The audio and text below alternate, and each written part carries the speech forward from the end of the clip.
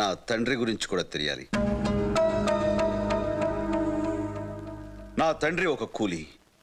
ఇలాంటి బంగ్లాను కట్టిన వందలాది మంది కూలీల్లో తను ఒక మామూలు కూలీ.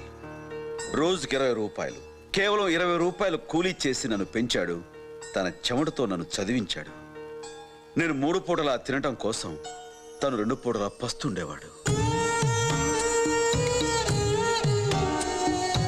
నా బతుకే తన బతుకు అనుకున్నాడు. నా భవిష్యత్తే తన భవిష్యత్తు అనుకున్నాడే తప్ప తనకంటూ ఓ జీవితం ఉందన్న సంగతే మర్చిపోయాడు.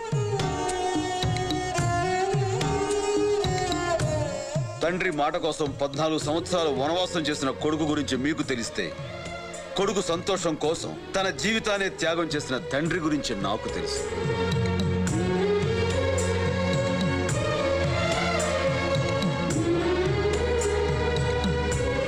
ఆయన నాకు తండ్రి మాత్రమే కాదు, దేవుడు కూడా. దేవుడున్న ప్రతి చోట గుడి ఉంటుంది.